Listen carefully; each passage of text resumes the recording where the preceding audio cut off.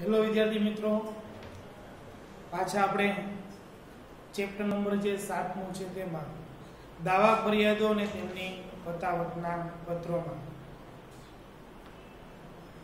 આનો જે મિત્રો અગાઉનો જે લેક્ચર હતો જે પેલો એમાં આપણે જોઈએ કે કોઈ પણ વેપારી છે અથવા તો કોઈ પણ ગ્રાહક એ પોતે દાવો અથવા તો ફરિયાદ કરે છે જે એને કોઈ સંતોષકારક જવાબ ન મળ્યો અથવા તો સંતોષકારક નહીં એને ચીજવસ્તુ ન મળી હોય અથવા તો કોઈ પણ પેકિંગના કારણે ચીજવસ્તુ ડેમેજ થઈ ગઈ છે અને તેને રિપ્લેસ કરવી છે, તો તેના અનુસંધાનમાં તો સૌથી પહેલા એક ફરિયાદ કરતો પત્ર લખે છે.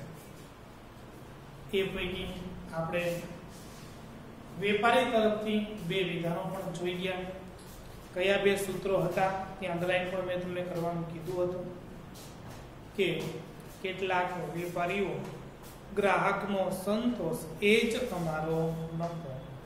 પણ ગ્રાહકને જે સાચો સંતોષ મળે છે, વસ્તુ વાપરે એને એમ થાય કે ના વસ્તુ કંપનીની વાપરવા યોગ્ય છે, વાપરવા જેવી છે, તો એને સંતોષ થાય છે ને સંતોષ થાય તો બીજા 5-10 ગ્રાહકોને જાણ કરે છે. એ જ અમારો નફો. કારણ કે તમે સંતોષકારક તમને એમ થયું હશે કે ના કે આ વસ્તુ વાપરવાથી આપણને ફાયદો થાય છે, 2-5 ગ્રાહકોને તમે જાણ કરો છો, એ ગ્રાહકો પાછી એ દુકાને પાછા જશે ને વસ્તુની ખરીદી કરશે. એ જ અમારો નફો છે. તથા સંતુષ્ટ હો તો સૌને કહો. જો તમને સંતોષ થાય તો આ કંપની વસ્તુ વાપરવાનો શું ફાયદો છે એના ઉપયોગિતા વિશે તો બધાને તમે જાણ કરો, અને ન હો તો અમને કહો. એનાથી તમને કોઈ સંતોષ નથી તો એની ફરિયાદ તમે તુરંત જ અમને કરો. અને અત્યારે તમે જો તો બધી જ કંપની છે પોતાની પ્રોડક્ટ ઉપર ટોલ ફ્રી નંબર છાપેલા હશે. એ ટોલ ફ્રી નંબર ઉપર તમે એની જાણ કરી શકો છો, જણાવી શકો છો, જેથી કરીને ને શું ફરિયાદ છે કંપનીની એવી તમે ફરિયાદ કરશો તો એનું તુરંત જ તે નિરાકરણ પણ લેશે. એટલા માટે અહીંયા બે આ વિધાનો હતા. આવા સૂત્રો થકી તમે ગ્રાહકોને આવકારી શકો છો, એનો વિશ્વાસ જીતી શકાય છે. બીજો આપણે ટોપિક જોવાનો હતો દાવા ફરિયાદોના પત્રોની જરૂરિયાત ક્યારે ઊભી થાય છે. તમે ફરિયાદ કરવી છે, આવી રીતના દાવો માંડવો છે, તો તમે ફરિયાદ ક્યારે આ કરી શકાય? તો અહીંયા તમને કીધું છે દાવા ફરિયાદોના પત્રોની જરૂરિયાત છે કયા કયા સંજોગોમાં આપણે કરવી પડે છે. તો સૌથી પહેલો મુદ્દો છે ઓર્ડર પ્રમાણેનો માલ સામાન મોકલવામાં વેપારી તરફથી વિલંબ થાય.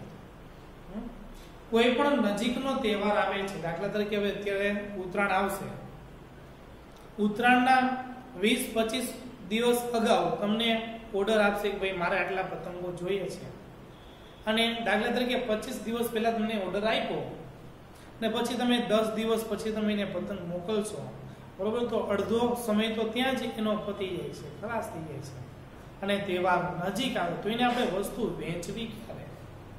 એટલા માટે અહીંયા કહે છે ઓર્ડર પ્રમાણેનો માલ સામાન મોકલવામાં વેપારી તરફથી વિલંબ થાય. વેપારી બેદરકારીના કારણે છે અથવા તો એના કર્મચારીની બેદરકારીના કારણે છે આ ચીજ વસ્તુ આપણને યોગ્ય સમયમાં ન મળે, અને યોગ્ય સમયમાં ન મળે તો આપણે એ તહેવારનો જે લાભ છે એ લાભ લઈ શકતા નથી, અને એ તહેવારના લાભના કારણે આપણે નફો પણ ગુમાવવો પડે છે. યોગ્ય રીતે વસ્તુનું વેચાણ ન થાય. એટલા માટે કીધું છે કે ઓર્ડર પ્રમાણેનો માલ સામાન મોકલવામાં વેપારી તરફથી વિલંબ થાય. તો અહીંયા તમને એના જે કારણો જે છે એ આપણે લખીએ, જેથી કરીને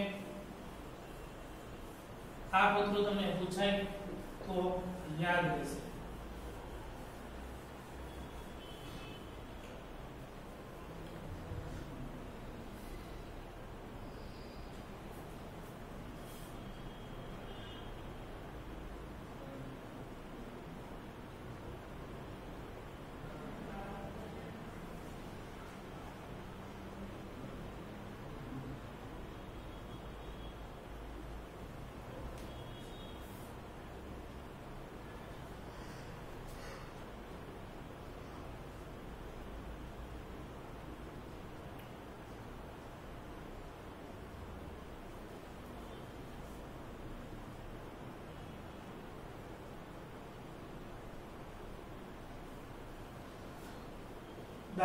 ફરિયાદની પતાવટના પત્રોની જરૂરિયાત ક્યારે ઊભી થાય છે? દાવા ફરિયાદના જે પત્રો જે છે એ આપણે કેવા સંજોગોમાં, બરોબર, કઈ કઈ પરિસ્થિતિમાં આપણે લખીએ છીએ? તો સૌથી પહેલા તમે કીધું છે કે ઓર્ડર પ્રમાણેનો માલ સામાન. પેલું તમને કારણ કીધું છે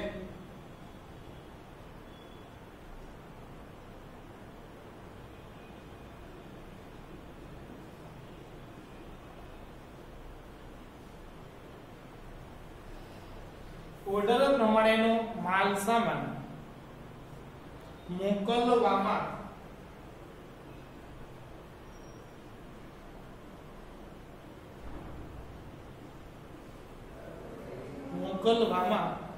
વેપારી તરફથી વિલંબ થાય. વેપારી તરફથી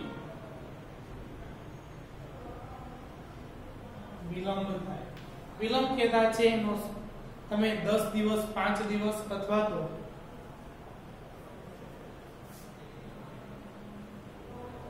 મોકલવામાં વેપારી તરફથી વિલંબ થાય. તમે 5 દિવસ અથવા તો 3 દિવસ 10 દિવસની મુદત આપી હોય અને એ સમયગાળામાં તમે તેને માલ સામાન ન આપી શકો, ન પહોંચાડી શકો, તો આપણે એની ઉપર દાવો અથવા તો ફરિયાદ કરીએ છીએ કે તમે છે આ વારંવાર કહેવા છતાં પણ તમે એનો કોઈ પ્રત્યુત્તર આપ્યો નથી અથવા તો તમે એ મુદત સમયમાં તમે માલ સામાન મોકલી આપ્યો નથી, એટલે તો યોગ્ય સમયમાં તમે એને માલ સામાન ન પહોંચાડો તો પણ આપણે એની ફરિયાદ કરીએ છીએ. બીજો તમને મુદ્દો કીધો છે કે મળેલા માલ સામાનના વજનમાં ઘટ પડે.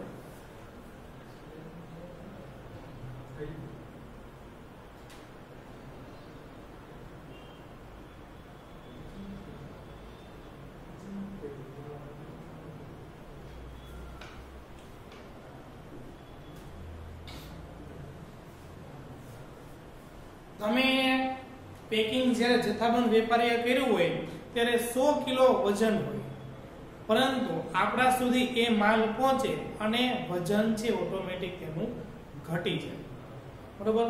તો આપણે એને આપણો ફરિયાદ કરતો પત્ર લખીએ છીએ કે ભાઈ અમે તો તમને 100 કિલો છે વજનનો ઓર્ડર આપ્યો હતો અને આ તો 90 કિલો છે, 10 કિલો કેમ ઘટી ગયું, 5 કિલો કેમ ઘટી ગયું, બરોબર છે. એટલે જેટલા કિલોગ્રામ વજન ઘટ પડે છે તો એના અનુસંધાનમાં પણ આપણે શું કરીએ છીએ, દાવા અથવા તો ફરિયાદની જાણ કરી છે.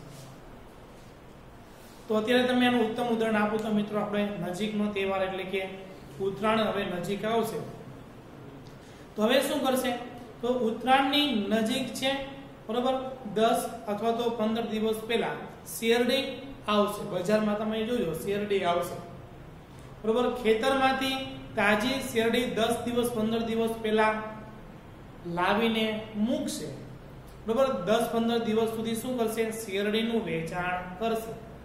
પરંતુ જ્યારે તમે ખેતરમાંથી કાપીને આ વસ્તુ લાવ્યા હોય ત્યારે તમે એ 200 મણ 200 કિલો દાખલા તરીકે વજન થયું હોય, બરોબર, 200 મણ દાખલા તરીકે વજન થયું છે.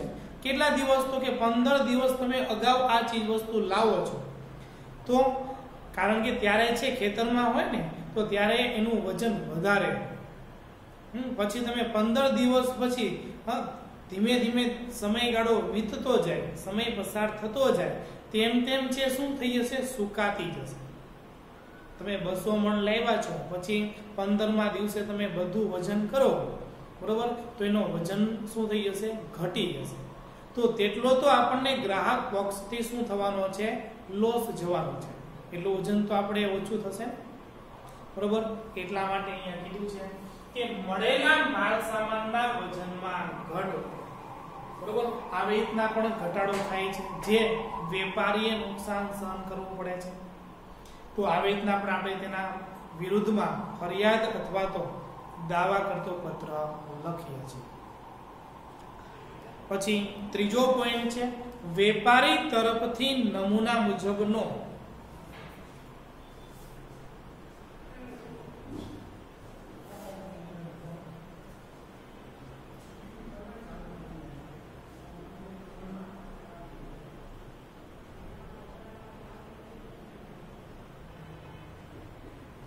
વેપારી તરફથી નમૂના મુજબનો માલ સામાન ન મોકલવાના બદલે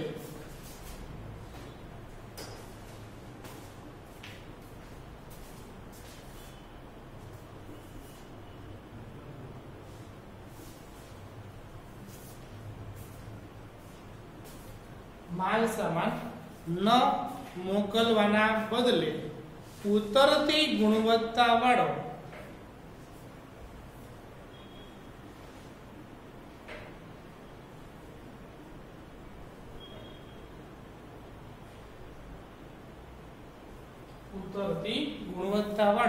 માલ સામાન મોકલ્યો હોય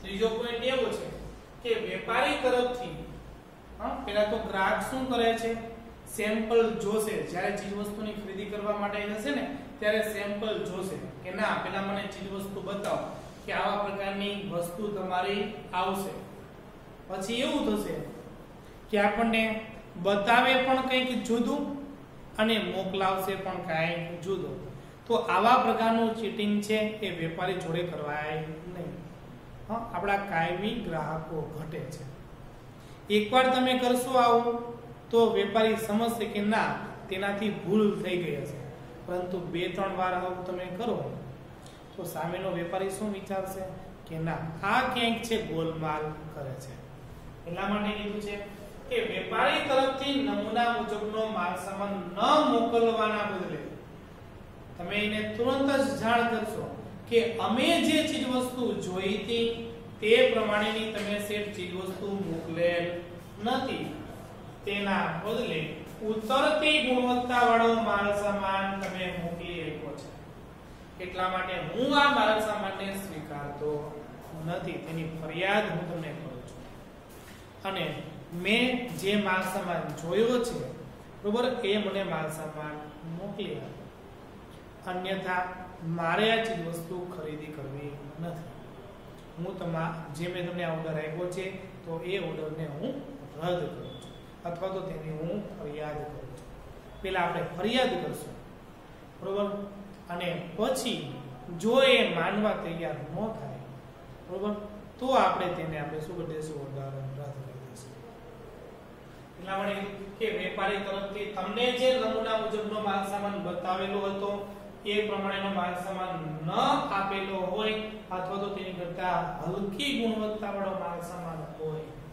તો આપણે શું કરીએ છીએ તેને ઓર્ડર રદ કરી દઈએ છીએ પછી ચોથો મુદ્દો છે ઓર્ડરમાં દર્શાવેલ માલ સામાન કરતા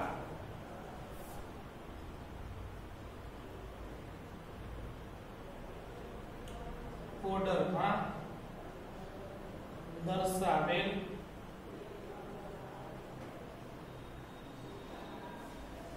માલ સામાન કરતા તદ્દન જુદી જ જાતનો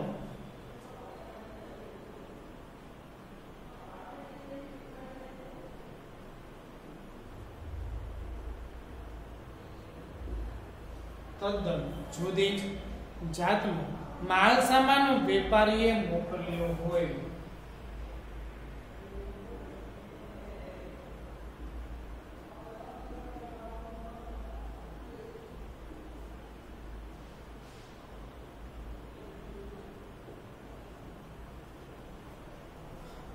ઓર્ડરમાં દર્શાવેલા માલ સામાન કરતા જ્યારે તમે ઓર્ડર આપ્યો હતો ત્યારે તમે જે માલ સામાન બતાવેલો હતો જે કીધો હતો તેના કરતા તદ્દન જુદા જ પ્રકારનો આપણે તો આ કંપનીનો માલ સામાન કીધો હતો તમે કેમ આ બીજી કંપનીનો મને માલ સામાન મોકલી આપ્યો છે એટલે કીધું છે કે ઓર્ડરમાં દર્શાવેલ માલ સામાન કરતા તદ્દન જુદી જ જાતનો માલ સામાન વેપારીએ મોકલ્યો હોય મારે તો આ કંપનીનો જ માલ સામાન જોઈએ છે તમારી પાસે હોય તો હા અન્યથા ના મને બીજી કોઈ કંપનીનો માલ સામાન મોકલશો નહીં પરંતુ તેમ છતાં પણ એ વેપારીએ શું કર્યું એ બીજી કંપનીનો આપણને માલ સામાન અહીંયા મોકલી દીધો. આપણે બીજી કંપનીનો માલ સામાન નથી જોતો. કેમ? આપણે તો પૂરતા પૈસા દેવાના અને હલકી ગુણવત્તાવાળો માલ સામાન લેવાનો કે જે આપણા ગ્રાહકોએ ખરીદવા માટે તૈયાર જ નથી થતા. તો આવા પ્રકારનો માલ સામાન આપણે જોતો નથી. એની આપણે પેલા ફરિયાદ કરો. એટલા માટે પણ ફરિયાદ કરવામાં આવતો હોય છે. પછી પાંચમો મુદ્દો છે માલ સામાનના વહન દરમિયાન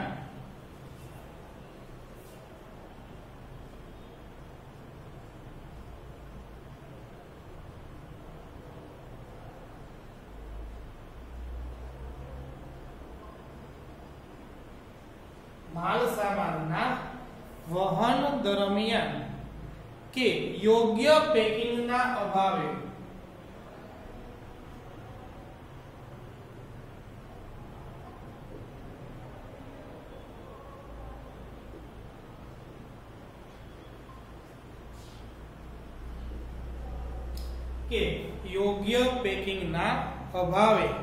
માલ સામાનને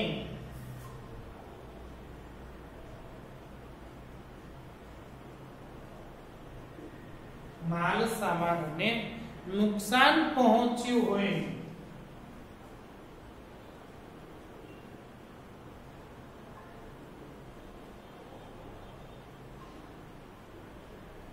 શું કીધું? માલ સામાનના વહન દરમિયાન અમુક વાર તમે જો કે આપણે કાચની ચીજ વસ્તુ મંગાવીએ છીએ, યોગ્ય પેકિંગ નથી અને ટ્રાન્સપોર્ટેશનમાં સૌથી ગાડી ભરતા હોય ત્યારે સૌથી નીચે રાખો તો ખાડા ટેકરા આવશે, ઉપર કેટલા બધા દાગીનાનો ઢગલો કર્યો હશે, બરોબર, અને એ દબાઈ જાય માલ સામાન, આપણા માલ સામાનને નુકસાન થાય. માલ સામાનના વહન દરમિયાન કે યોગ્ય પેકિંગના અભાવે માલ સામાનને નુકસાન પહોંચ્યું હોય. લાવતા અને લઈ જતા મજૂરો છે દાગીના પછાડતા હોય તો આવા પ્રકારનું પણ નુકસાન સહન કરવું પડે. અથવા તો યોગ્ય પેકિંગના અભાવે અમુકમાં તમે જો થર્મોકોલ પેકિંગ આવશે, અમુકમાં ઘાસનું પેકિંગ આવશે, અમુકમાં કાર્ડ શીટનું પેકિંગ આવશે, હાર્ડબોર્ડ પેકિંગ કરેલું હોય, અમુકમાં તમે જો દાખલા તરીકે આપણે ટમેટા લાવીએ તો ટમેટાની શું આવે, અત્યારે તો કેરેટ આવે છે, પરંતુ પહેલા તો શું આવતું હતું તો કે પહેલા તો પેટીમાં પેકિંગ કરવામાં આવતું, લાકડાની પેટીમાં પેકિંગ કરવામાં આવતું હતું. કેમ? કારણ કે એ જો દબાણમાં આવે તો શું થઈ જાય, પેચો થઈ જાય, સાવ ખરાબ થઈ જશે અને આપણને જોઈએ તેટલા ભાવ મળે નહીં. અહીંયા તો આપણે શું થાય છે, યોગ્ય પેકિંગના અભાવે માલ સામાન નુકસાન પહોંચ્યું તો નુકસાની વાળો માલ સામાન કોણ ખરીદશે, બરોબર. એટલા માટે પણ અહીંયા યોગ્ય પેકિંગના અભાવે નુકસાન થાય છે, એટલા માટે પણ આપણે ફરિયાદ કરીએ છીએ કે શેઠ તમારા માણસો છે યોગ્ય પેકિંગમાં મને માલ સામાન મોકલતા નથી, યોગ્ય પેકિંગમાં માલ સામાન ન મોકલે તો નુકસાન જશે તો આપણે તેને ફરિયાદ કરશું. જ્યાં સુધી તમે એને ફરિયાદ નહીં કરો ત્યાં સુધી તે આવી રીતના જ ચીજ વસ્તુ મોકલતા રહેશે, બરોબર. નાનકડી એવી બાબત છે તો તુરંત જ વેપારીને જાણ દો, ભાઈ આવી ચીજ વસ્તુ આવે છે, નથી જોતી મને, આપણે તો પૂરતા પૈસા દઈને વસ્તુ લાવવાની છે ને. અને પછી છઠ્ઠો મુદ્દો છે ઓર્ડર વખતે નક્કી થયેલ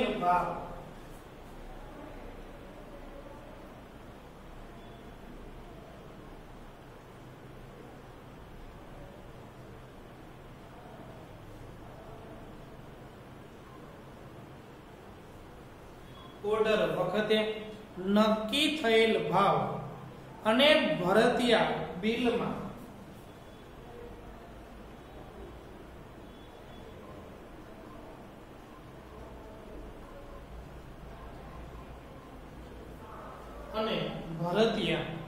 બિલમાં દર્શાવેલ ભાવમાં ફેરફાર જોવા મળે. બિલમાં દર્શાવેલ ભાવમાં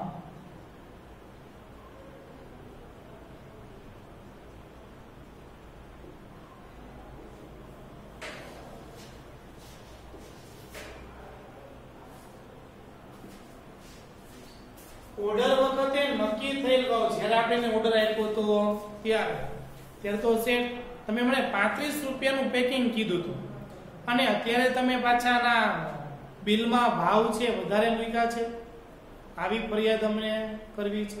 એટલે કીધું છે ઓર્ડર વખતે નક્કી થયેલ ભાવ અને ભરતીયા બિલમાં, ભરતીયો એટલે કે બિલ, વાઉચર, ભરતીયા બિલમાં દર્શાવેલ ભાવમાં ફેરફાર છે તેના કરતા વધુ આપણે ભાવ એને લખ્યા હોય તો પણ આપણે શું કરી છે, તેને જાણ કરી છે, જેથી કરીને તેને ખ્યાલ આવશે કે ના આવા પ્રકારની ચીટિંગ કરાય.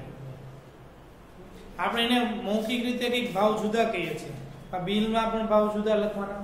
અમુક વાર તમે જોજો આપણે લગ્ન પ્રસંગની ચીજ વસ્તુની કરિયાણાની ખરીદી આપણે કરવી છે તો આપણને લિસ્ટ આપણે આપી દે, ભાવ પૂછીએ તો કે વાંધો નહીં લખો આટલા, મને આ વસ્તુ આપો, પરંતુ આપણને ભાવ યાદ ન રહે, વેપારીને યાદ રહે. આપણે જો તમે પેન જોડે રાખીને ભાવ લખતા જાઓ ને તો આપણને બિલ આપે ને ત્યારે ખબર પડે કે ભાઈ આનું તો આટલા રૂપિયા જ ભાવ કીધા, આમાં કેમ વધારે લખ્યા છે. તમે જો આવું રીતના કરશે, હા 2-5 વસ્તુના ભાવ વધારે લખી નાખે એટલે એનું આખું દનૈયું સુધરી જાય, આપણું આખું દનૈયું બગડી જાય. બરોબર, એટલા માટે પણ આપણે ફરિયાદ કરવી જોઈએ. અને વેપારીઓમાં તો એને તુરંત જ ખબર પડે ના આપણે આ વસ્તુની તો આટલા રૂપિયામાં જ ખરીદી કરી છે તો કેમ આના ભાવ વધારે લખ્યા છે. અથવા તો ₹50 તમે 1 રૂપિયો વધારે ચૂકવી દો ને, 1 કિલોએ 1 રૂપિયો વધારે ચૂકવી દો, 100 કિલો તમે વસ્તુ ખરીદો એટલે તમારા 100 રૂપિયા વધુ જાય છે. ખબર પડી? 1 કિલો વસ્તુ ખરીદો છો અને તમે 1 રૂપિયો જતો કરો છો, એવી રીતના તમે 100 કિલો વસ્તુ ખરીદો તો તમારે કેટલા રૂપિયા જતા થયા? 100 રૂપિયા તમે જતા કરો છો. એ 100 કિલો વસ્તુ છે, 1 રૂપિયાની 1 કિલો વસ્તુની તમે જતી કરી, 100 રૂપિયા તો આપણા ગયા ને, 100 રૂપિયાનું નુકસાન થાય છે. એટલા માટે જ તે અમુક કંપની તમે જો 999 રૂપિયા ભાવ રાખશે. આપણે રૂપિયો શું માંગવા બેસું, તમે ડીમાર્ટ મોલમાં ખરીદી કરવા માટે જાઓ, બરોબર, 999 રૂપિયા વસ્તુના લખ્યા છે, તમે એમ કહેશો ભાઈ મને રૂપિયો પાછો આપો. એમ બીજા 10 લાઈનમાં ગ્રાહકો ઊભા છે, તમે રૂપિયો પાછો માંગશો ને, ભાઈ 999 છે રૂપિયો પાછો, તો બાકીના 10 ગ્રાહકો આપણી સામે જોશે કે રૂપિયો લેવા માટે ઊભા છે, ભાઈ મારા હકનો રૂપિયો છે, પેલા જગ્યાએ 990 રૂપિયા લઈ લે છે, નહીં લે. એટલા માટે જ અમુક પર આવા ભાવો રાખતા હોય છે. એને તો 999 વાળા 100 ગ્રાહકો મળે ને એટલે એને શું થયું, 100 રૂપિયા તો એમના બેનિફિટ થઈ ગયો. 5 આવા મોલ હોય, આવા એને 100 ગ્રાહકો મળી જાય, બરોબર, એક મોલમાં 100 ગ્રાહકો 500 રૂપિયા નફો તો એમના મીને થઈ ગયો વગર લીધા દીધા. એટલા માટે અહીંયા આવી રીતના પણ આપણે દાવો અથવા તો ફરિયાદ કરીએ છીએ. અને છેલ્લો પોઈન્ટ તમને કીધો છે, વેપારીના કર્મચારી એ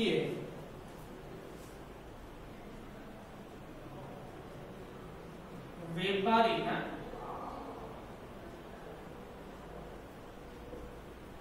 કર્મચારીએ ગ્રાહક સાથે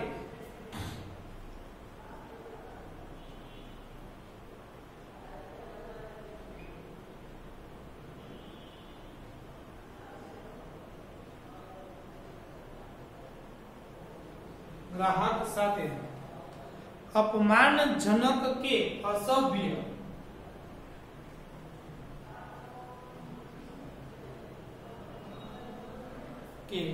અસભ્ય વર્તન દાખવ્યું હોય ત્યારે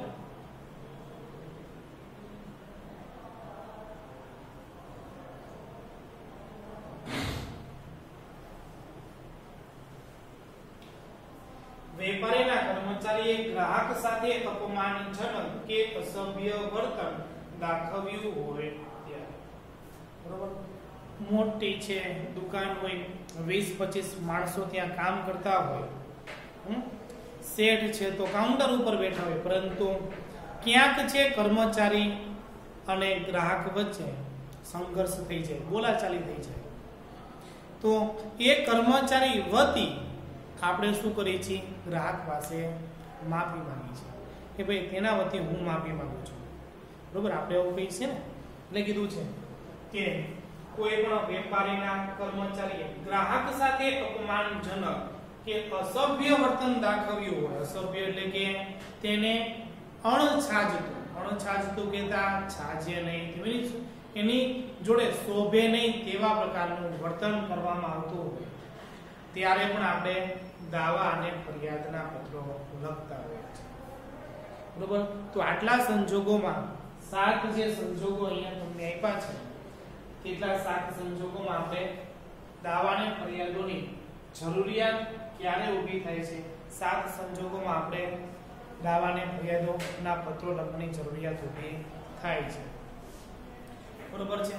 તો મિત્રો આ જે ટોપિક છે તમારે પાકા ચોપડામાં લખવાનો છે.